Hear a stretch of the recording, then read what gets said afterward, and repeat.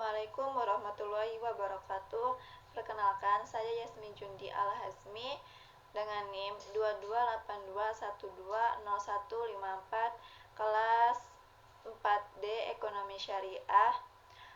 Di sini saya akan menjelaskan materi tentang mengolah data menggunakan analisis jalur.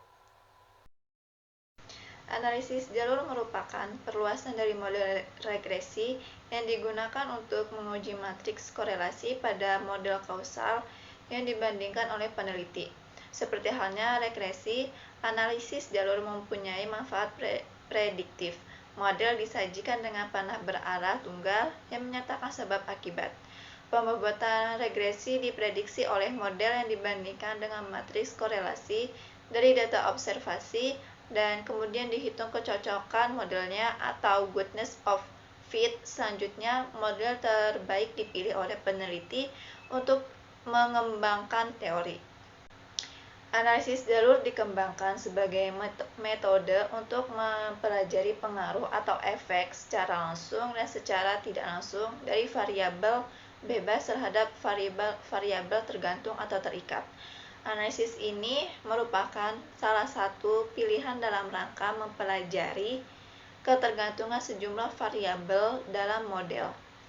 Analisis ini merupakan metode untuk menerangkan dan mencari hubungan kausal antar variabel. Analisis jalur digunakan untuk menelaah hubungan antara variabel kausal yang telah dirumuskan peneliti atas dasar pertimbangan teoritis dan pengetahuan tertentu. Hubungan kausal selain didasarkan pada data, juga didasarkan pada pengetahuan. Hubungan kausal selain didasarkan pada data, juga didasarkan pada pengetahuan, perumusan hipotesis, analisis logis. Dengan demikian, analisis jalur dapat digunakan menguji seperangkat hipotesis kausal serta menafsirkan hubungan tersebut. Asumsi-asumsi analisis jalur. Sebelum melakukan analisis jalur, ada beberapa prinsip dasar atau asumsi yang mendasari analisis jalur, yaitu yang pertama, pada model analisis jalur, hubungan antar variabel adalah bersifat linier, adaptif, dan bersifat normal. Yang kedua, hanya sistem aliran kausal ke satu arah, artinya tidak ada arah kausalitas yang berbalik. Yang ketiga, variabel terikat atau endogen minimal dalam skala ukur interval dan rasio. Yang keempat, menggunakan sample probability sampling, yaitu teknik pengambilan sampel untuk memberikan peluang yang sama pada setiap anggota populasi untuk dipilih menjadi anggota sampel. Yang kelima, variabel observasi diukur tanpa kesalahan atau instrumen pengukuran valid dan reliable, artinya variabel yang diteliti dapat diobservasi secara langsung. Yang keenam, model yang dianalisis dispesifikan atau diidentifikasi dengan benar berdasarkan teori-teori dan konsep-konsep yang relevan, artinya model teori yang dikaji atau diuji dibangun berdasarkan kerangka teoritis tertentu yang mampu menjelaskan hubungan kausalitas antar variabel yang diteliti. Selanjutnya ada manfaat analisis jalur.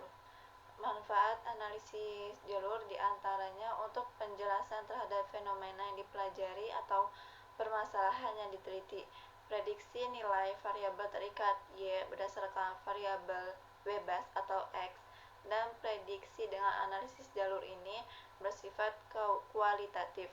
Faktor dominan terhadap variabel terikat atau Y dapat digunakan untuk menelusuri mekanisme pengaruh variabel bebas atau X terhadap variabel Y.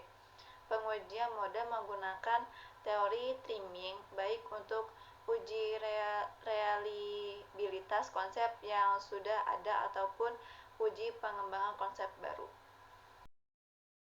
Selanjutnya ada beberapa istilah dalam analisis jalur. Model jalur ialah suatu diagram yang menghubungkan antara variabel bebas, perantara, dan terikat. Pola hubungan ditunjukkan dengan menggunakan anak panah.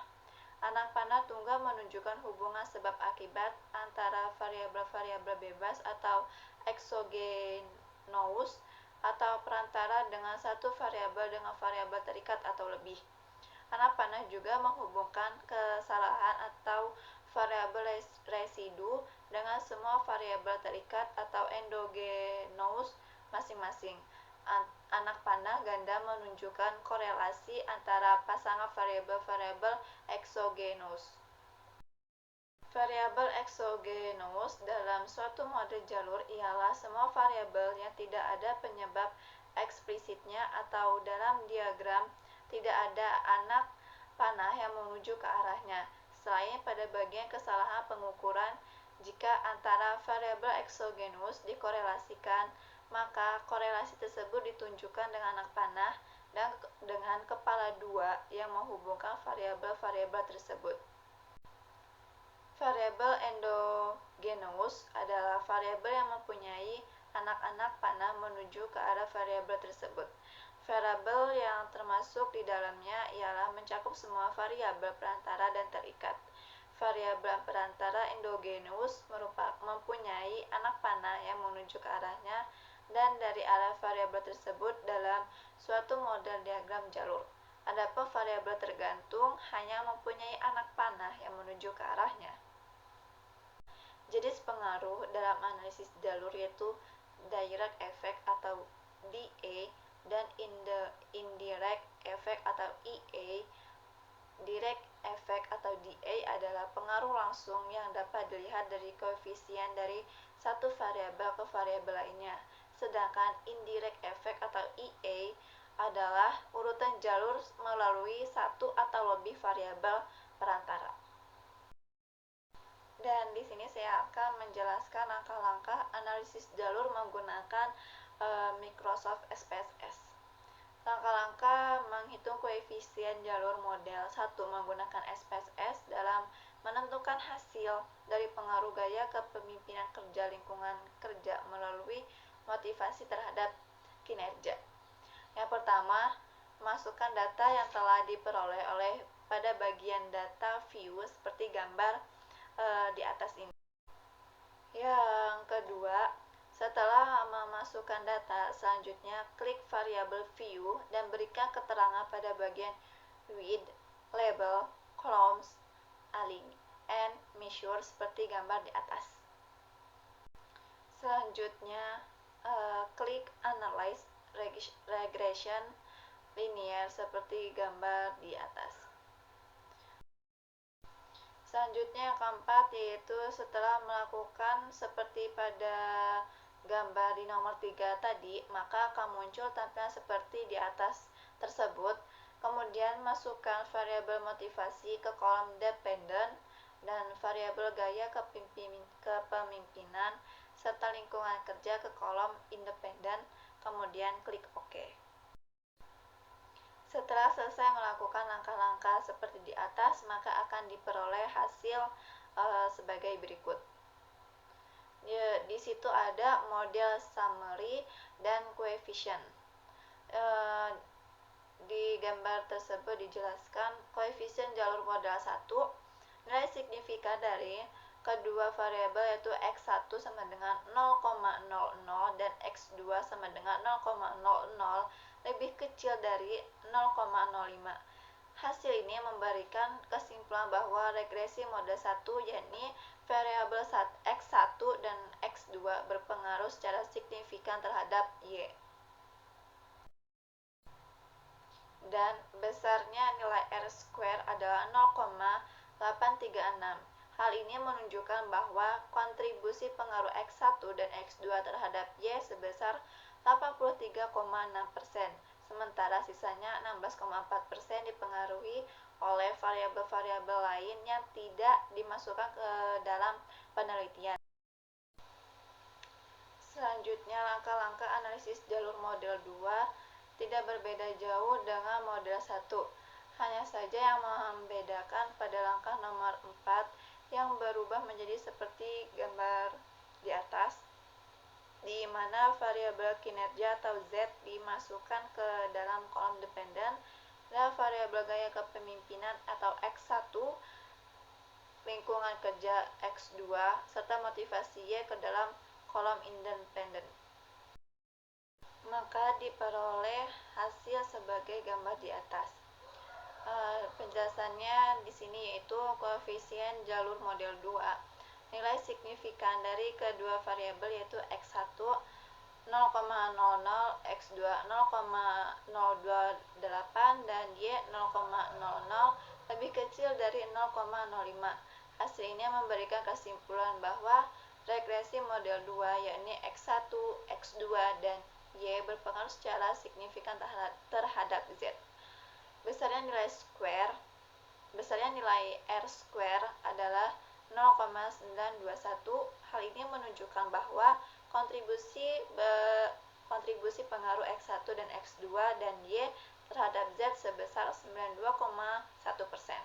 Sementara sisanya 7,9% dipengaruhi oleh variabel-variabel lain yang tidak dimasukkan ke dalam penelitian. Untuk mencari nilai E1 dapat menggunakan rumusan E1 sama dengan akar kuadrat 1 min 0,921 sama dengan 0,281. Di sini saya akan menjelaskan uji hipotesis dan penarikan kesimpulan dari analisis jalur. Yang pertama, analisis pengaruh X1 terhadap Y. Dari analisis di atas diperoleh nilai signifikan X1 sebesar 0,00 lebih kecil dari 0,05, sehingga dapat disimpulkan bahwa terdapat pengaruh secara langsung X1 terhadap Y. Yang kedua, analisis pengaruh X2 terhadap Y. Dari analisis di atas diperoleh nilai signifikan X1 sebesar 0,00 lebih kecil dari 0,05, sehingga dapat disimpulkan bahwa terdapat pengaruh secara langsung X2 terhadap Y. Yang ketiga, analisis pengaruh X1 terhadap Z. Dari analisis di atas diperoleh nilai signifikan X1 sebesar 0,00 lebih kecil dari 0,05, sehingga dapat disimpulkan bahwa terhadap pengaruh secara langsung X1 terhadap Y. Yang keempat, analisis pengaruh X2 terhadap Z. Dari analisis di atas diperoleh nilai signifikan X2 sebesar 0,028 lebih kecil dari 0,05, sehingga dapat disimpulkan bahwa terdapat pengaruh secara langsung X2 terhadap Z. Yang kelima yaitu analisis pengaruh Y terhadap Z. Dari analisis di atas diperoleh nilai signifikan X1 sebesar 0,00 lebih kecil dari 0,05, sehingga dapat disimpulkan bahwa terhadap pengaruh secara langsung Y terhadap Z. Yang keenam, ada analisis pengaruh X1 melalui Y terhadap Z.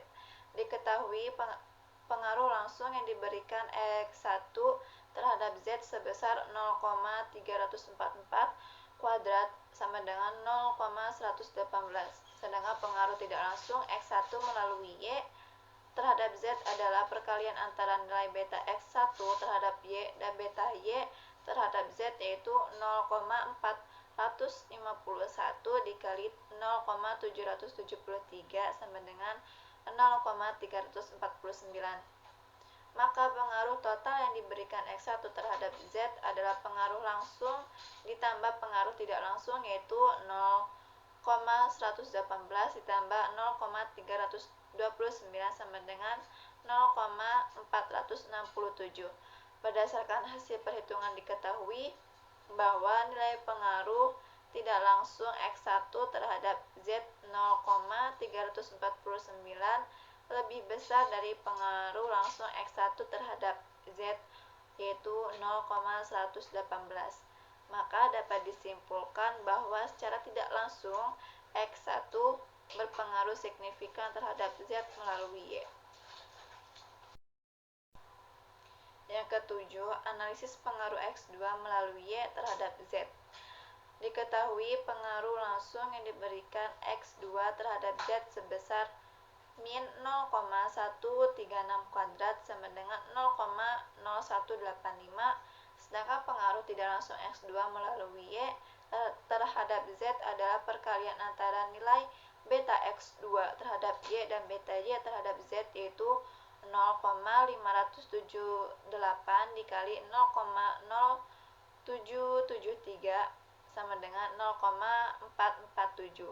Maka pengaruh total yang diberikan X2 terhadap Z adalah pengaruh langsung ditambah pengaruh tidak langsung, yaitu 0,0185 ditambah 0,447 sama dengan 0,4655.